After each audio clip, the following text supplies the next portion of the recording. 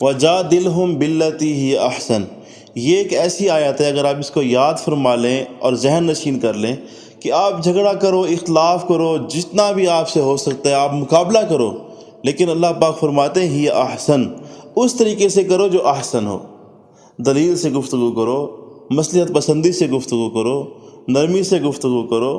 اور اگلے کے مزاج کے سمجھتے ہوئے گفتگو کرو۔ جب لوہا گرم ہو اس وقت چوٹ لگاؤ، اور یہ نہیں کہ آپ ایک ٹکر کی سیاست کریں یا ٹکر کا مقابلہ کریں اور پھر مرزا جہلمی کی طرح آپ دوڑتے پھریں اور آگے پیچھے لوگ لگے ہوئے ہوں۔ آپ نکلے تھے دین کا کام کرنے کے لیے، لیکن آپ بابوں کو ہی اٹھا کر بیٹھ گئے اور مسلسل ٹکر ہی شروع کر دیا آپ نے، اور مسلسل آپ نے اختلافات ہی کرنا شروع کر دیے، یہاں تک کہ جو آپ نے دین بیان کرنا تھا اس دین کو آپ نے بالکلیہ ہی چھوڑ دیا۔ اب آپ کی تمام تر صلاحیات اس بات میں لگ رہی ہیں کہ آپ بابوں کی نفی کر رہے ہیں اور آپ کے مد مقابل بابوں کا اس بات کر رہے ہیں۔ اس میں نقصان یہ ہو رہا ہے کہ آپ اسلام کا پیغام ذرا برابر بھی نہیں پہنچا رہے۔ اسی طرح آپ جس میدان میں بھی دیکھ لیں،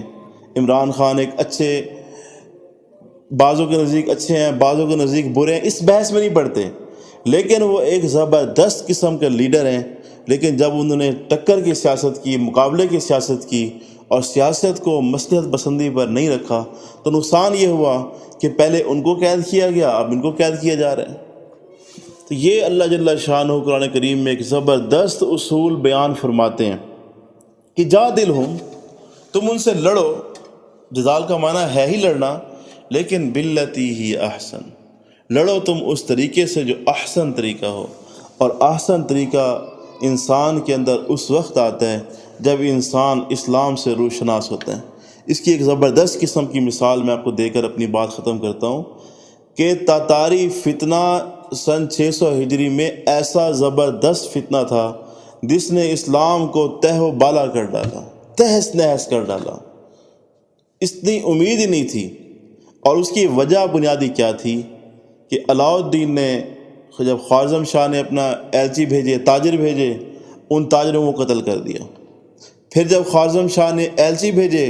اس نے پکڑ کے ایلچی کو بھی قتل کر دیا۔ اس بات پہ خوارزم شاہ کو غصہ آیا اور جنگ شروع ہوئی، اور وہ ایسی زبردست قسم کی جنگ تھی جس نے پورے عالم اسلام کو اپنے لپیٹ میں لے لیا، اور اربوں 11 لاکھ ایک روایت میں آتا ہے اور مختلف روایات ہیں، بلا مبالغہ لاکھوں لوگ اس میں مارے گئے، مسلمان بے گھر ہو گئے۔ اس میں ایک شخص کی غلطی تھی، اور وہ شخص لیڈر تھا، اور اس نے اسلام کو پس پش ڈالتے ہوئے، قرآن کو پس پش ڈالتے ہوئے اس نے اپنی لیڈری دکھائی اور قتل عام کیا اور مقابلے کی سیاست کی اور ٹکر کی سیاست کی۔ اس کا نقصان یہ ہوا کہ آج